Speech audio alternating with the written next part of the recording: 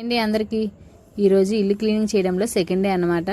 నేనైతే ఇంకా early morning లేవగానే 6 o'clockకి అలాగైతే కిచెన్లోకి వచ్చేసాను. ఎందుకంటే ఈరోజు పెయింటర్స్ వస్తానని చెప్పారు. వాళ్ళు వచ్చే లోపే నేనైతే కిచెన్ మొత్తం ఖాళీ చేస్తే వాళ్ళు వచ్చినాక ఏమీ ఇబ్బంది ఉండదు కదా అని అనేసి ఇంకా నేను కిచెన్లోకి వచ్చేసి డబ్బాల్లో కొంచెం కొంచెం సరుకులు అయితే ఉంటాయి కదా, వాటన్నిటిని ఖాళీ చేసి చిన్న చిన్న కవర్లో పెట్టేస్తున్నాను. పెట్టేటప్పటికే 9 అయ్యింది. అప్పుడు వాళ్ళకు పెయింటర్స్ అయితే వచ్చేసారు. పెయింటర్స్ ఎవరు కాదండి, మా చిన్నన్నేని.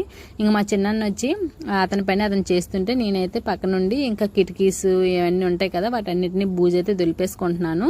ఇంక దులుపుకున్నాక కిచెన్లో ఉండే సామాన్లన్నీ మేడపైకి అయితే మోసేసాము. ఈ మేడపైనే అక్కడే ఉండి అక్కడే తోమేసుకొని అక్కడే ఆరబెట్టేసుకుంటే మనకైతే ఇబ్బంది ఏముండదు కదా అనేసి నేనైతే మేడ మీదకైతే సామాన్లన్నీ తీసేసుకొని వచ్చేసి ఇంకా 12:30 అలా అవుతుంది. చాలా ఎండగా ఉంది. ఆ ఎండలోనే ఇంకా సామాన్లు అయితే తోమడం అయితే స్టార్ట్ చేసేసాను. ఇంకొన్ని సామాన్లు తోమాను. తర్వాత అయితే ఇటుకురాయి అయితే నేనైతే నూరుకుంటున్నాను. ఎందుకంటే ఇటుకరాయి పొడును ఇంకా చింతపండు కలిపి మనం ఇత్తడి సామాన్లు తోముకుంటే చాలా తెల్లగా వస్తాయి, ఎక్కువ రోజులు కూడా తెల్లగా ఉంటాయి.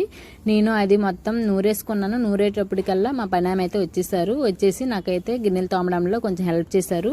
ఇత్తడి సామాన్లు తోమడం అంటే చాలా చాలా కష్టం. ఎందుకంటే చాలా ఇయర్స్ నుంచి ఉండిపోతాయి కదా, చాలా నల్లగా ఉంటాయి. వాటిని పట్టి తోముకోవాలి. మా పనామె అయితే చాలా బాగా హెల్ప్ చేసింది నాకైతే.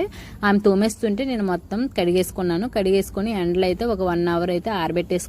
చూడండి ఇన్ని సామాన్లు లేవు, చూస్తుంటే తల మెరిసిపోతున్నాయి. కానీ తోమేటప్పటికి మాకైతే చాలా చాలా అంటే చాలా చాలా కష్టం అనిపించింది. ఎన్ని సామాన్లు ఒకేసారి తోమడం అంటే కొంచెం ఇబ్బందే కదా. అవి మొత్తం నేను ఒక 1 hour అయితే ఎండబెట్టేసుకున్నాను. ఎండబెట్టుకున్నాక ఇంకా అప్పటికల్లా 6 o'clock అయింది. అప్పటికి నేను పైకి వచ్చేసి ఇంక ఈ కవర్స్ అయితే హైదరాబాద్ నుంచి తీసుకుని వచ్చాను. మా ఫ్రెండ్ వాళ్ళ తమ్ముడు మోహన్ తమ్ముడు అయితే నా కోసం అయితే ఈ కవర్స్ అయితే పంపించాడు.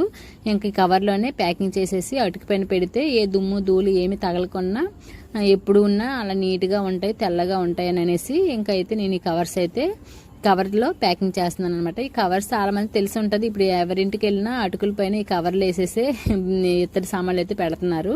నేనైతే ఇంకా ఇలా ప్యాకింగ్ చేసేసాను. ప్యాకింగ్ చేసేసి మేడ పైన ప్యాకింగ్ చేసి ఇంక కిందకైతే మరిదికి ఇస్తుంటే మా మరిది అయితే ఒక్కొక్కటి షిఫ్ట్ చేశాడనమాట.